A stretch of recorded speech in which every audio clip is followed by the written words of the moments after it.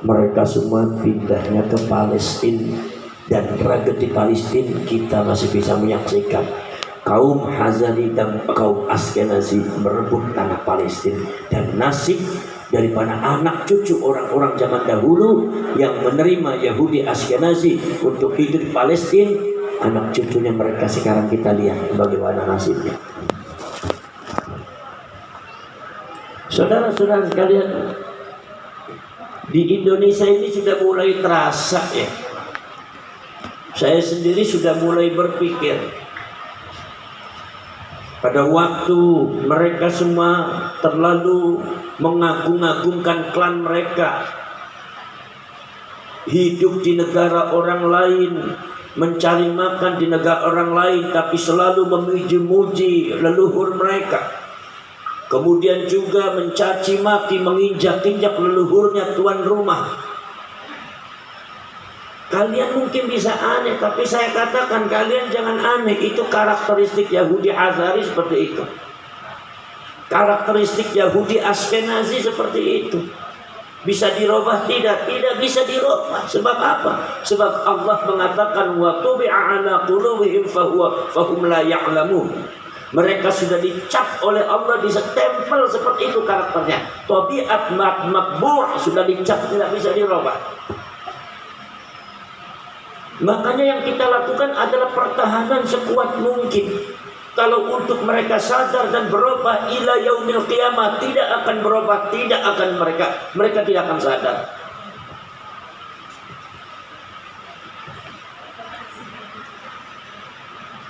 Rasulullah pernah diingatkan oleh Allah Subhanahu wa taala tentang masalah orang Yahudi, karena Rasulullah itu ingin mereka semua beriman dan sadar kepada Allah. Apa kata Allah? Kata Allah, ya Muhammad, wa ya ma'asyiral ashab, wahai sahabat, afatatma'una ay yu'minu lakum wa qad kana fariqun minhum yasma'una kalam Allah thumma yuharrifunahu min ba'di ma aqaluhu wa hum ya'lamun. Apakah kalian pengen sekali untuk mereka beriman dan tunduk kepada kamu, untuk mereka menjadi benar, sedangkan di antara mereka ada sebuah golongan mereka mendengar kalam Allah dan mereka tahu bahwa itu kalam Allah. Summa yuharrifunahu min ba'di ma aqaluhu. Kemudian kalam Allah itu dirubah oleh mereka dengan sengaja. Mereka tahu wahum ya'lamun, mereka tahu bahwa kelakuan mereka itu salah, tapi tetap dilakukan. Kenapa? Itu karakter yang matbu'. Matbu' sudah dicap oleh Allah. Artinya enggak bisa maaf. Makanya kita di dalam menghadapi orang-orang Ba'ani di sini, mereka sudah sadar. Saya yakin dia akan sadar. Jadi yang perlu kita lakukan apa? Ini kekuatan bangsa Indonesia, pagarnya harus kuat. Seperti misalnya, yaitu adalah Dzulqarnain yang membuat apa? Yang membuat satu, yaitu adalah membuat satu benteng besi yang sangat kuat. Saudara-saudara kan, jadi yang harus kita lakukan adalah benteng NKRI. Yang harus kita lakukan adalah benteng nasionalisme, benteng Ahlus Sunnah wal Jamaah, benteng Islam. Kalau urusan mereka ila yaumil qiyamah, saya yakin akan sadar, karena itu adalah makbul. Saudara-saudara sekalian, mereka saudara-saudara sekalian sudah mulai klaim daerah, sudah mulai membuat makam-makam palsu sesuai dengan apa yang mereka lakukan pada waktu di Palestina. Tahun 45, tahun 46, ketika mereka baru datang meminta pertolongan kepada orang Palestina untuk hidup di Palestina. Begitu 1 tahun, 2 tahun, apa yang mereka lakukan? Yang pertama kali mereka lakukan untuk merebut Palestina adalah membuat makam palsu, saudara. Membuat makam palsu. Dan makam palsu itu di Indonesia sudah ada. KRT Sumadiningrat aslinya itu ada di Jajaran, dipalsukan ada di Semarang. Kemarin di Wonosobo, saudara-saudara sekalian, anak-anak dan masyarakat termasuk bangsa juga bersatu padu membongkar 78 makam palsu yang akan dijadikan situs palsu. Ini yang jadi aneh, kadang-kadang pejabat kita ini malah dukung. Yang jadi aneh kadang-kadang, yang jadi aparatnya dukung kepalsuan. Ini karakter daripada orang kita ini juga seperti itu, Pak. Tahu salah, tahu itu nggak benar, tahu itu membahayakan daripada bangsa dan negara kita, tapi mereka mendukung. Sampai kita sempat ribut, saudara-saudara sekalian. Saya sarankan kepada mereka dan kawan-kawan, jangan takut, terus bongkar. Karena apa? Makom, kalau kuburan itu tidak ada isinya, kuburan itu tidak ada isinya, itu artinya berhala yang wajib dibongkar. Ini maksudnya apa ini Habib nih? Buat makom gak ada isinya, berarti ini memalingkan masyarakat Jawa untuk kembali kepada masa keberhalaan. Apa ini tidak bahaya, saudara-saudara sekalian? Masya Allah, saudara-saudara sekalian, ini sangat berbahaya sekali. Sudah tentara, saudara-saudara, klaim sejarah Nahdlatul Ulama dibelokkan. Ada lagi kemudian juga lagu-lagu juga diklaim, lagunya mereka semuanya klaim, semuanya adalah milik mereka semua. Kalau kalian tahu dan kalian pelajari tentang masalah Ba'alwi dan Habib, itu adalah karakteristik daripada Yahudi Askenazi, Yahudi Hazari seperti itu, merampok, merampas tanah air orang. Makanya kalian ini betul apa yang diucapkan tadi sama Pak Nuri, harus buat benteng yang sangat kuat. Betul apa kata Yai kita, Yai Mubarak, sudah gak usah ada urusannya dengan Habib. Kiai-kiai di Indonesia banyak. Kenapa? Demi untuk keutuhan bangsa, demi supaya bangsa ini tidak ada yang recok. Betul lah, betul? Leres no, betul? Poros setulus demawan. Tapi ini segitu bahayanya, segitu bahayanya bagi kita. Tapi ada di antara kiai-kiai dan ulama kita, apalagi ngakunya ulama NU, ini katanya tidak penting, dasmu gundul. Sampai di kiai model apa?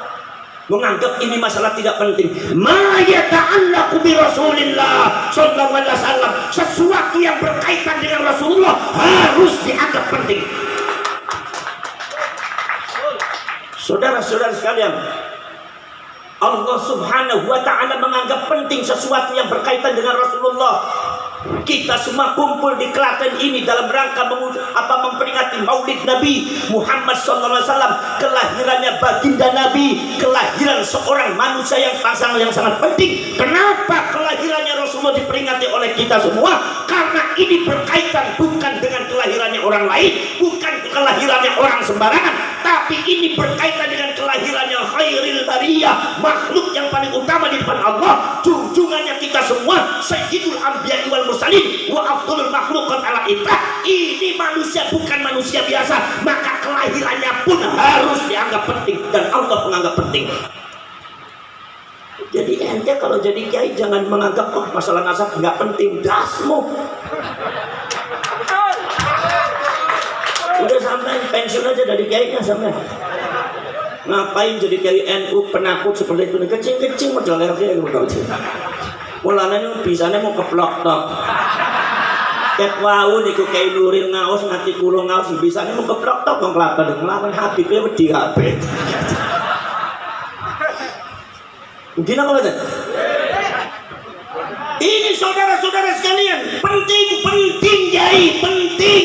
Ini berkaitan dengan Rasulullah. Habaib ini bukan menyangkokkan nasabnya kepada si Tarjo, si Bejo, bukan sama si Tugimin, bukan. Ini menyangkokkan nasabnya kepada khairil bariyah, Allah atau Rasulullah, orang yang paling mulia, manusia terutama di depan Allah. Ini wajib ulama mengungkapnya, betul apa tidak?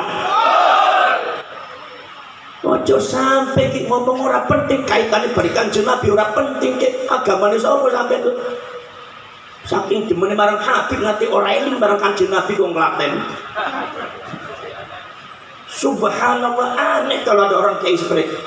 Sampeyan tahu, para sahabat itu adalah termasuk orang-orang yang menganggap penting kathratul ihtimam bima yata'allaqu bi Rasulillah sallallahu alaihi wasallam, memiliki satu kegiatan yang sangat mementingkan sesuatu yang berkaitan dengan Kanjeng Nabi. Subhanallah, Sampai panjenengan kita bisa lihat ada kitab namanya Hayatus Sahabah, bagaimana kehidupan sahabat pengalamannya bersama Rasulullah. Sampai buka kitab namanya Al-Imam Abu Isa At-Tirmidzi, kitabnya namanya Asy-Syama'ilul Muhammadiyah. Itu semua sifatnya Rasul, wa ahwalur Rasul, sikap tingkah lakunya Rasul, sifatnya Kanjeng Nabi, jasadnya, fisiknya, akhlaknya, perjuangannya, cara bicaranya Kanjeng Nabi bagaimana, cara duduknya Kanjeng Nabi bagaimana, cara buang air kecilnya Kanjeng Nabi bagaimana, cara buang air besarnya Kanjeng Nabi bagaimana, cara bersucinya Rasulullah bagaimana, cara tidurnya bagaimana, cara bangunnya bagaimana, cara makannya Rasulullah. Kata para sahabat mengatakan Kanjeng Nabi kalau makan itu mulutnya kecap-kecapnya 37 kali. Itu kecap-kecapnya Rasulullah dihitung oleh sahabat. Kenapa? Karena para sahabat menganggap sesuatu yang berkaitan dengan Rasulullah adalah sesuatu yang paling penting. Kanjeng Nabi negahar 37 kecap-kecap. Orang kaya dasmu iki. Mangan gak ono kecap-kecap. Panganannya cepet entek kabeh. Katuk ya ini geding kaya kowe. Kok kakak ayamnya ilang ke umatnya sapa sampeyan iki? Mungkin apa mboten? Mungkin apa mboten?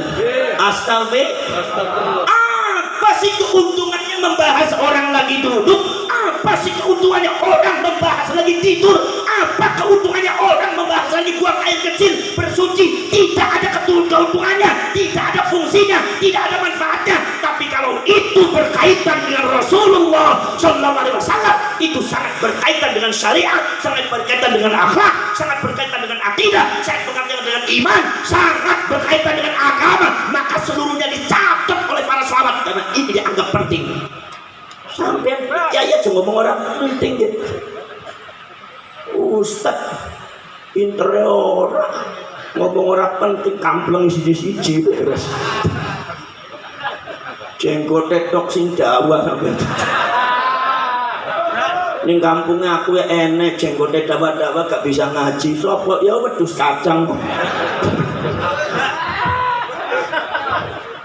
Mungkin apa mboten?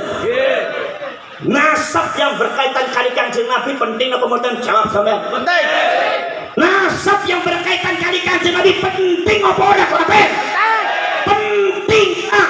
Sebab ini kaitannya dengan akidah, ini kaitannya dengan syariat, ini kaitannya dengan akhlak. Hancurnya akidah, hancurnya syariat, hancurnya akhlak. Maka ada seorang marga alwi mencakok nasab kepada Rasulullah secara tidak benar, menghancurkan akhlak dan akidahnya orang. Apa orang penting ya? Subhanallah saudara, Gusti Allah itu menganggap penting sesuatu yang berkaitan dengan Rasul. Nganti Kanjeng Nabi niku diumumaken ke zaman rumiyin. Wa in akhadallahu mitsaqan nabiyyina lama ataitukum min kitabi wa hikmah thumma ja'akum rasulun musaddiqun lima ma'akum la tu'minunna bihi wa la tansurunnah. Zamanul arwah, zaman para nabi, para rasul masih berupa roh atau nyawa, belum ada jasadnya, belum diciptakan di bumi dan di langit.